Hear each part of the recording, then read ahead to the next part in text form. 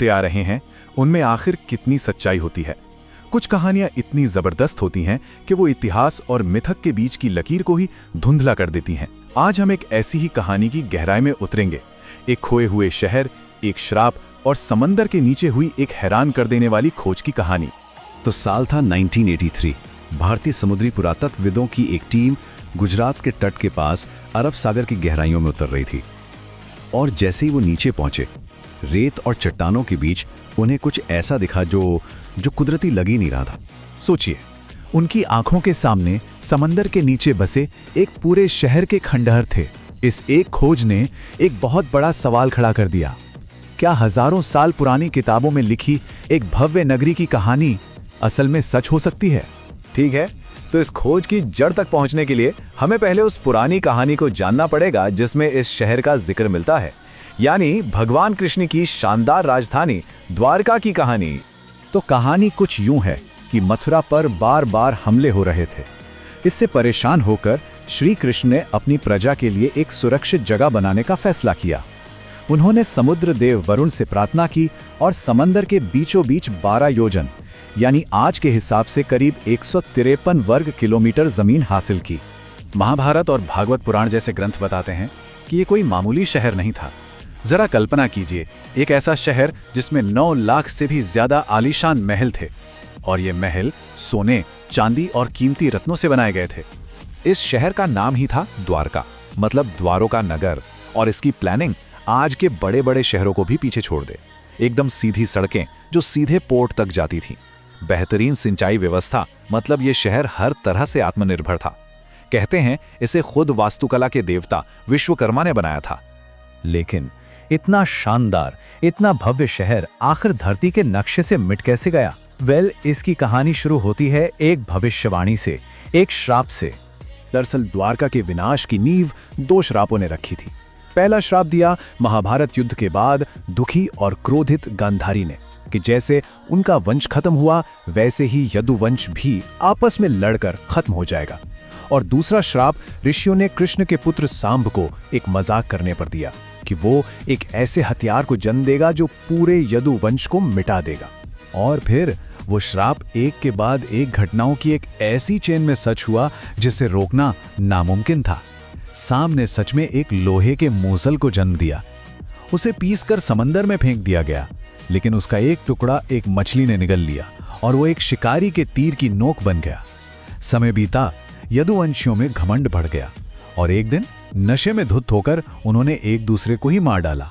और आखिर में जब श्री कृष्ण ने इस दुनिया से विदा ली, तो समंदर ने अपनी जमीन वापस ले ली और पूरी द्वारका नगरी को अपनी लहरों में डुबो दिया। तो ये तो थी कहानी। सदियों तक ये सिर्फ किताबों में जिंदा रही, लेकिन फिर असल दुनिया में शुरू हुई इस खोई हुई सभ्यता को ढूंढने की दशकों लंबी कोशिश। इसकी सुगबुगाहट 1930 के दशक में ही शुरू हो गई थी, जब पायलट्स को पानी के नीचे कुछ अजीब सीधी लाइनें दिखी। फिर 1963 में ASI ने खुदाई शुरू की। 70 के दशक में तो एक तांबे की प्लेट पर लिखा दस्तावेज मिला जिसमें इस जगह को कृष्ण का निवास बताया गया था। और आखिरकार 1979 में डॉक्टर SR राव ने इसे खोजने के लिए भारत का पहला समुद्री मिशन लॉन्च किया। इस पूरी खोज के हीरो थे डॉक्टर SR राव। उनका मानना था कि महाभारत और पुराण जैसी किताबें सिर्फ धार्मिक कथाएं नहीं हैं, बल्कि ये ऐतिहासिक दस्तावेज हैं जिनमें असल जगहों और घटनाओं के सुराग छिपे हैं। लेकिन उनका रास्ता बिल्कुल आसान नहीं था। सोचिए, उस वक्त भारत में मरीन आर्कियोलॉजी यानी समुद्री पुरातत्व एक बिल्कुल नया फील्ड था। ना पैसा था, ना टेक्नोलॉजी, और ना ही लोगों को इस मिशन पर यकीन था। उन्होंने अपना यह अभियान पता है कितने बजट से शुरू किया? सिर्फ 800 रुपए से। मतलब आप सोच सकते हैं, एक पूरा खोया हुआ शहर ढूंढना और बजट सिर्फ 800 रुपए। इसके बाद जो हुआ वो किसी चमत्कार से कम नहीं था। ये वो मौका था जहां विज्ञान और हजारों साल पुराने ग्रंथ एक साथ आ खड़े हुए और लहरों के नीचे से सबूत सामने आने लगे। डॉक्टर राव की टीम को जो मिला वो वाकई चौंकाने वाला था। एक तरफ ग्रंथ कहते हैं कि द्वारका एक किलाबंद शहर था, और खोज में समंदर के 30 मीटर नीचे 560 मीटर लंबी पत्थर की दीवार मिली।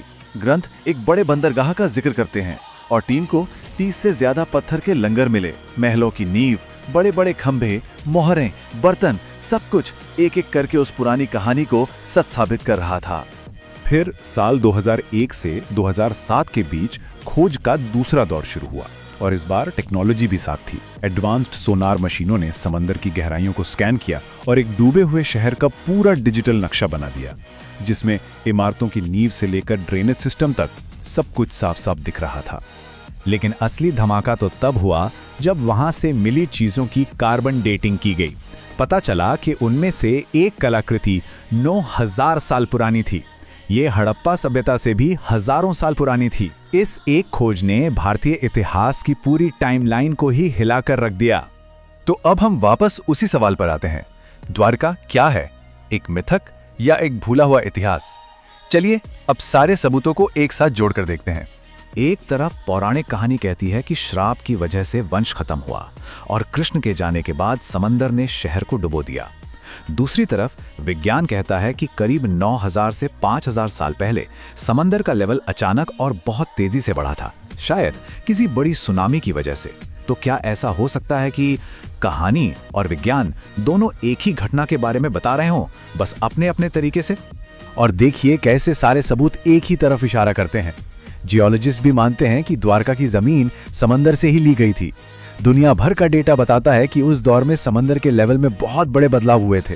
और सबसे हैरान करने वाली बात, इस वैज्ञानिक घटना का टाइम महाभारत में बताई गई घटनाओं के टाइम से बिल्कुल मैच करता है।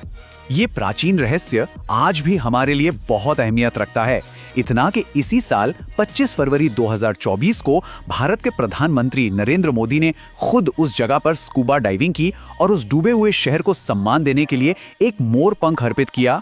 ये पूरी कहानी आस्था और विज्ञान को एक साथ लाकर खड़ा कर देती है और हमें सोचने पर मजबूर करती है कि अगर द्वारका की कहानी सच निकली तो हमारे इतिहास की गहराइयों में ऐसे और कितने मिथक हैं जो सच होने का इंतजार कर रहे हैं।